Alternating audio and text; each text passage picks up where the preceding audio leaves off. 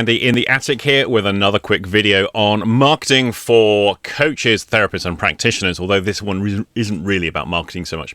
It's more about a mindset that I would recommend that people adopt. It's very, very simple. Drop the self-importance. There is so much that goes on in therapy training. I'm not talking your PhD psychology route of doing a degree and then postgraduate. I'm talking about the instant therapy. You do a weekend course here, you do an online program there. Basically the kind of stuff that I do. If you're going down that route, society doesn't actually afford you the importance that your trainers might be suggesting. One of the things I've seen very, very commonly, especially amongst the NLPers, but it's not just them, it is amongst most of the alphabet therapists that have spun out of that, is this sense of, because you have got access to this extra special, super secret knowledge, you are part of this elite group, you are part of an inside track on truth and humanity, you can go out there and change the world. People actually believe that. Because a lot of these courses are quite expensive, and so there's a high amount of financial investment into it. There's a high amount of personal investment into it. Some people will believe that they have a skill set in their 3 days, 2 days, 7-day practitioners, or whatever it is, that affords them a skill set that will exceed the 5-year, 7-year post-registration, postgraduate training that a clinician goes through. I have encountered 7-day practitioners who think they know more than a doctor does, and because they don't know what they don't know, then they assume they know everything, which is a very common thing when we're younger.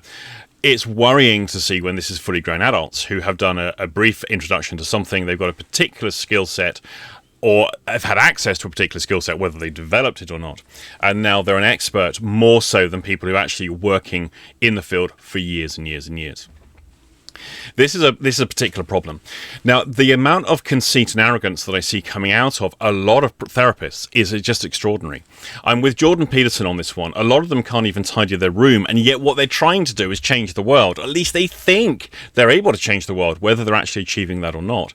But simultaneously, of course, there's a virtue signaling, aren't I great, look at what I do, in order to self-promote, in order to buy back into this, I'm an amazing person because I've got superior knowledge and I'm part of this arcane group of secret world teachers, prophets, healers, warrior woman, warriors, all of these titles, infopreneur, neuropreneur, brainpreneur. I came across that one last week. What the hell?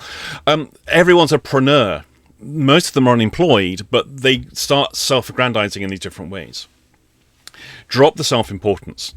Ideally, what you want to be is really good at what you do and essentially get on with the work.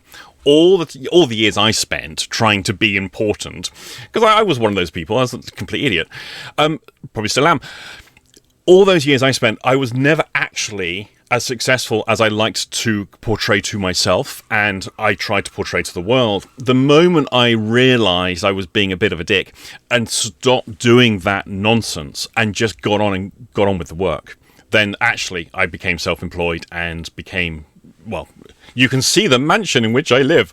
I became successful enough to be self-employed. I'm not going to even pretend to be wealthy. I'm not going to pretend to say, oh, here's my Lamborghini, here's my Kensington Palace, and all the kind of stuff that people do.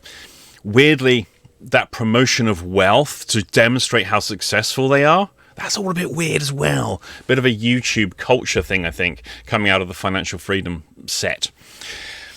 Drop the self-importance. Just get on and do the groundwork, do the legwork. Just stay grounded and down to earth and do what's needed to be done in order to acquire skill set, to acquire expertise, and be the expert rather than portray yourself to be the expert. I think that's all I've got really for this one. Yeah, just drop the self-importance. If anyone, by the way, has any really good examples, if we look into the financial freedom stuff, the online marketing gurus, the you can have a 6-figure income with my proven system by working 2 hours a week kind of stuff, a lot of that has crept over into the coaching and therapy world, which is just very peculiar, but it appeals to a certain mindset of person.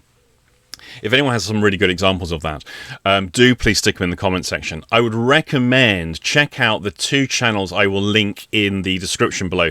2 of my favourites, CoffeeZilla, although I've got to be honest, standard's gone down a little bit recently, and Mike Winnett, absolutely superb stuff. Do check out their videos. They do actually have some fantastic things on there where they expose the gurus who are the experts in how to be really important and successful. I'm kind of thinking of doing a similar series myself on therapists, the naming and shaming thing, but I think I might be in trouble back here if I start getting legal letters again. I had too many of those last year, and yeah. Anyway, comment section below, give me any good examples to have a look at. I would appreciate that.